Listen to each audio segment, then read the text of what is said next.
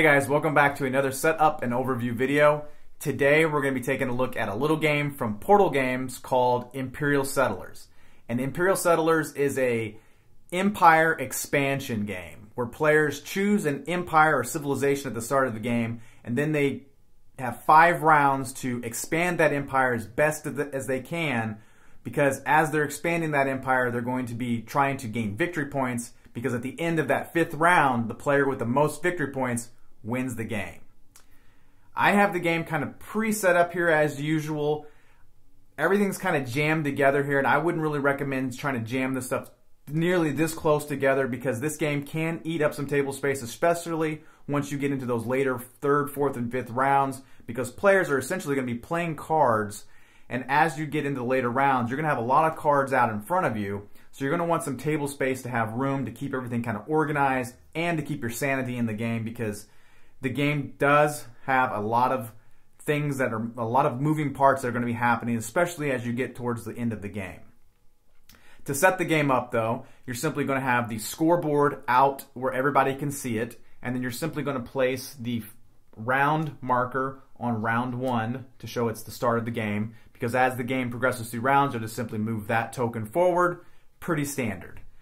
The next thing that you'll set up is you're going to shuffle up the common location card deck, and then also make sure that's readily available for all players at the table. And the common location deck is a deck of cards that are simply locations, because that is the heart of expanding your empire. You're going to be building locations, and the locations can be as simple as forests and mines and mills, and just different things that are going to have possible actions or produce goods or resources for you at the start of your turns. So let's take a look at the anatomy of a common location card. The cards themselves have a lot of detail, but they have a really nice illustrated look to them. I really enjoy the look of these cards, but they have a couple different areas that you want to pay attention to, and they can be broken down into 3 different types of cards. You have production cards, you have feature cards, and then you have action cards. And each card does a little bit something different. Production cards actually produce resources for you at the beginning of each round and as you put that card into play. A feature card is it's a little bit difficult to describe, because feature cards can be almost anything. They might give you a one-time effect. They might give you an ongoing effect that you would use as you play cards. So the feature cards are a little bit different because they can kind of take a variety of different shapes. Action cards are simply action cards. Those are cards that you're going to be spending resources to activate that action. And sometimes those actions are going to give you more resources, or different resources than maybe what it costs to spend the resource from, or they might be giving you directly victory points. So the action cards are simply cards that you'll be using during the action phase of the game, but you're going to have to spend resources to activate those actions. So taking a look at this card that I've drawn here from the common deck, the top left shows you what it's going to cost to pay to build this location. So for this is the armorer card. So the cost to build this card is going to be 1 wood and 1 stone. So over here in the top right, we see raise to gain. And what raise means that a player can choose to discard this card from their hand by spending 1 raise token. And that's the sword tokens that are in the general supply. If you have one of those in your possession, then you can spend that token, and then you'll gain 1 victory point and 1 stone resource, and then you would just simply discard this card. Also, if this card was in your play area and another player can choose to raise a location that's in your play area, but they have to spend 2 raise tokens to do so, and then that player will actually gain the resources in that top right-hand corner. The next thing that we should point out here is we have the title of the card, the armor. It has a little star over here on the right, which just shows you that's how many victory points this card is going to be worth to the player at the end of the game. And then it has a production 1 raise token. So every production phase of the game, this player would gain 1 raise token.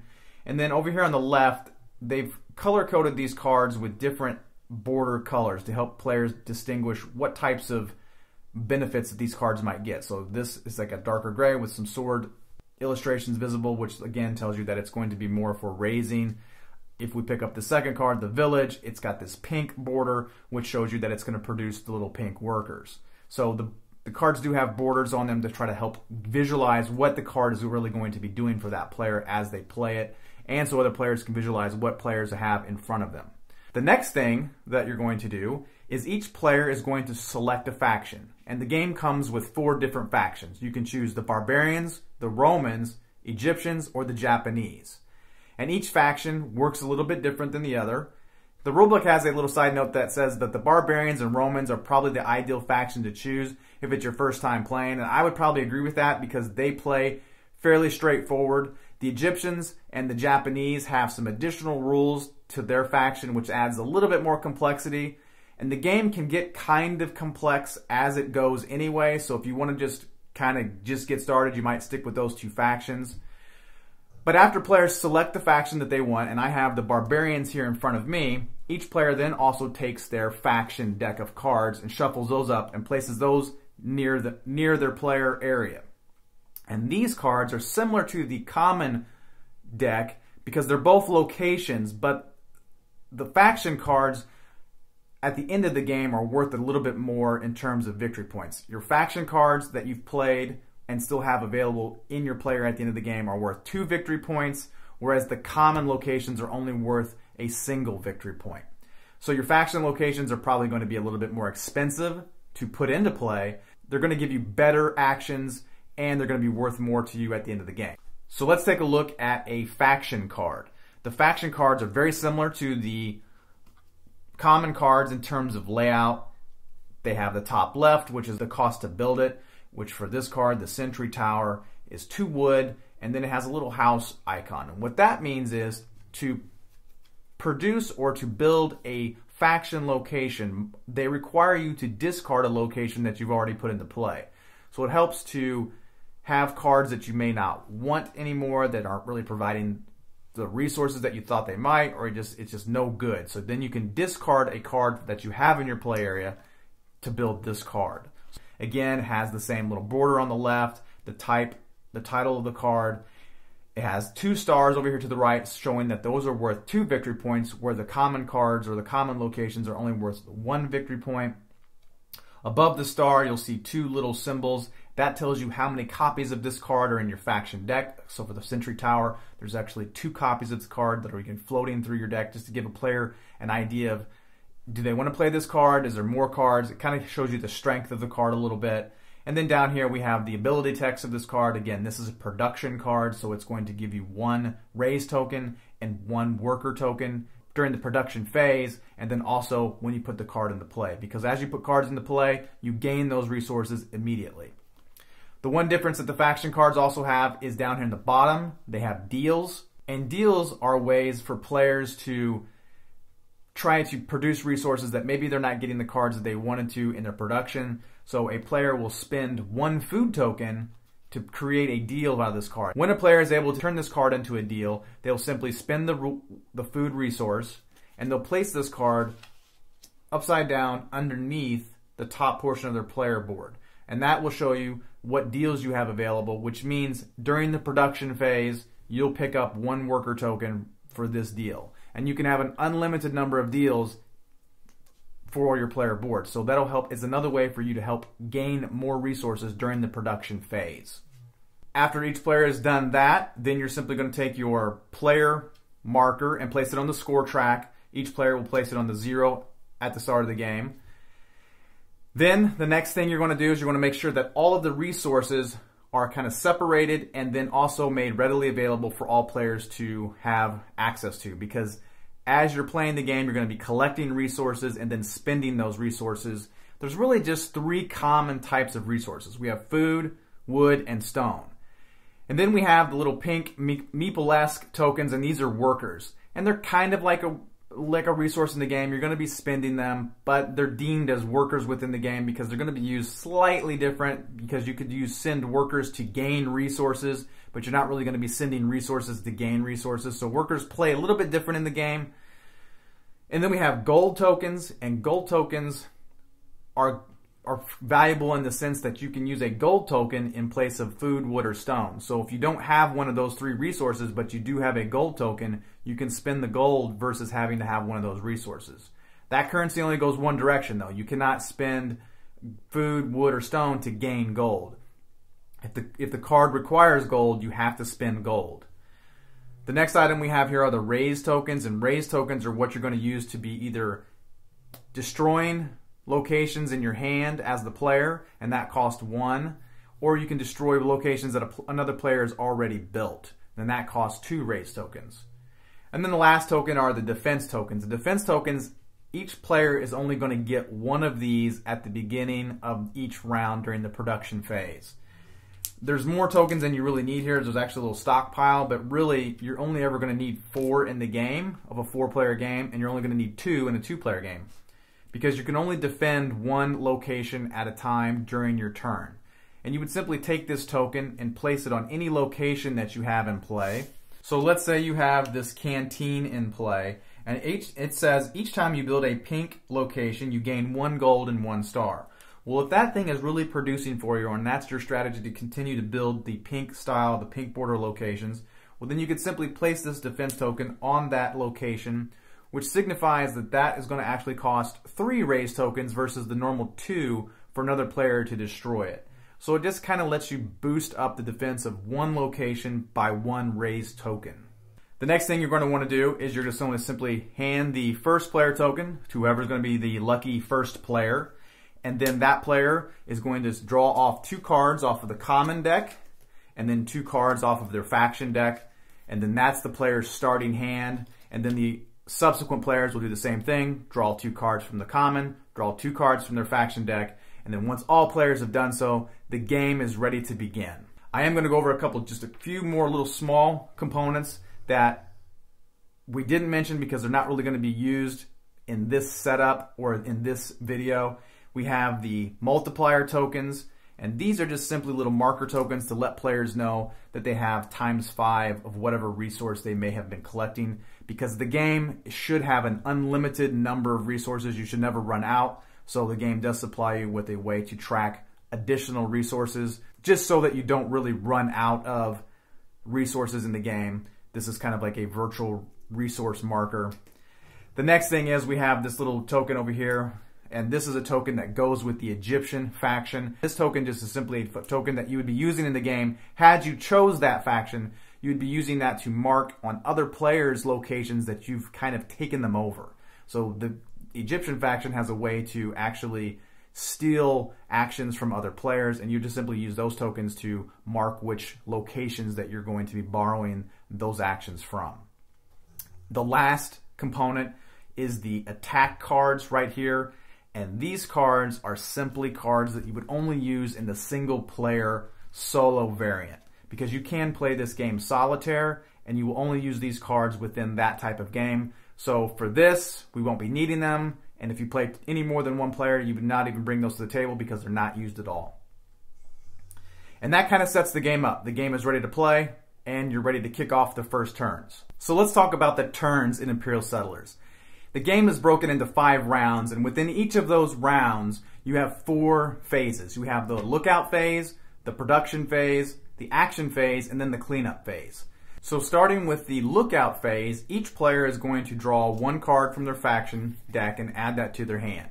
Then player 1 is going to draw off the number of players plus 1 for the game. So for this instance, for a 2-player game, they're going to draw off 3 cards off of the common deck. Then they're going to look at those 3 cards and choose 1 of those cards and add it to their hand. The next player is going to look at the remaining cards, choose 1 of those, add it to their hand. And then the last card that's left over is simply just left in the discard pile and it's not used. And then you're going to do that 1 more time. But this time, you're going to start with the last player that chose their card, and they actually are going to start this draft off. So they're going to, again, draw off 3 cards. They're going to look at those 3 cards, select 1, and then the play is going to go around back to player 1 for this instance, and I'll select 1 card, add that to my hand, and then you'll have discarded the remaining cards, so you should have 2 cards left over in the discard pile, and you've added 3 new cards to your hand at the beginning of the round. And that's the lookout phase. The next phase is the production phase, and the production phase is simply this. Each player is going to take a look at the production section of their player or faction board. So for the barbarians, it says production, 5 workers, 1 raise token, and 1 defense token. So at the start of the production phase, each player is going to be collecting the resources that it shows on their faction board.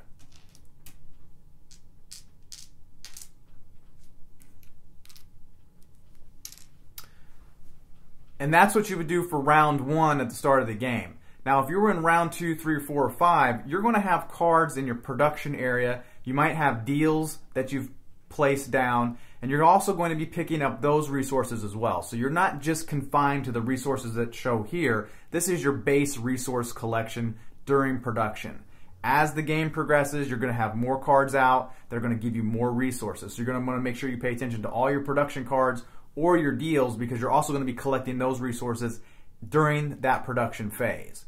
After each player has collected all the resources, that ends the production phase, and now we begin the action phase, which is really the meat of the game. This is where players are actually going to be taking their turns and trying to expand their empire and try to gain victory points. The action phase begins with player 1, the player holding that first player token.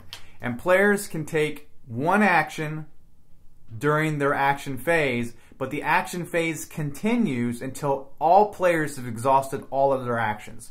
So the action phase might be 1 action for each player. It might be 12 actions for each player. It could be 15 actions for player 1, 20 actions for player 2. But you keep going until all players can no longer play any actions, but you alternate back and forth between the players. So actions can take on a couple of different forms. You can build a location. You can make a deal. You can activate an action on one of your action cards. You can raise a location, or you can activate the base action that's on your player board. Each faction board has a spot down here at the bottom called, it says action. And you can spend 2 workers to gain 1 wood, 1 stone, 1 food, or 1 common or 1 faction card. You can choose which one you want to pick. So those are the actions that a player can be doing during their turn. So for this turn, let's say I am the barbarians, which are obviously built primarily on having lots of workers. And you can look to see, you would look at your hand and see if there's any cards that you can put into play. There really isn't. So I could take a simple base action here, and I could spend 2 workers and pick up 1 wood. And then that would be my action, my first action for the action phase. Player 2 would then take their first action. Then play would come back to player 1, and then I could do another new action. So for this action, now I have that wood resource. So I am going to play or build the village, which costs 1 wood resource, which is up in that top left-hand corner. I'll take the resource, put it back to the general supply. It has a production of 1 worker and a building bonus of 1 worker. So I actually pick up 2 workers for this turn, because you get those bonuses when the card goes into play. As well as at the beginning of the next round during the production phase, I will actually be adding a new worker to my resource pool since I have this new location. That would end my second action for this action phase. The next player would then take their action, and then after their action is done, it would come back to me, and I would take my third action. So play is going to continue until players just can no longer take action. So if my actions were to be over, but player 2 has 3 more actions, and the play would just go to player 2 would play those 3 actions, and then that would end the action phase. And then we would move into the cleanup phase, and the cleanup phase is simply the phase where any unused resources that players did not use, you'll put those back to the general supply. Any resources that you had spent on action cards, you typically would just leave those resources on the action cards to show that you had exhausted those resources for that action, to show that the resource is spent and also the action has been completed. You'll take those resources, put those back to the general supply, but each faction also has in the center of the board a feature action as well. And the feature action says, for the barbarians, you may store any number of workers. So during the cleanup phase, I could take whatever workers I didn't use, and you wouldn't have quite this many at the end of your turn. You probably might only have 1, maybe 2.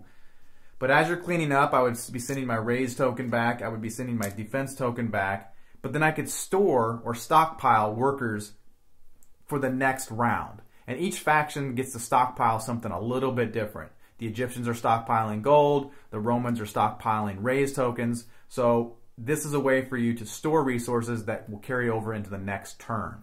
And that's how turns kind of play out.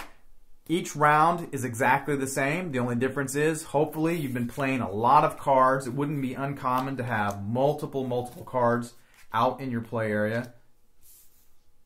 And you typically are going to be playing your common cards on the right and then your faction cards on the left, just to keep your sanity as you're playing the game so that you know which cards are being played.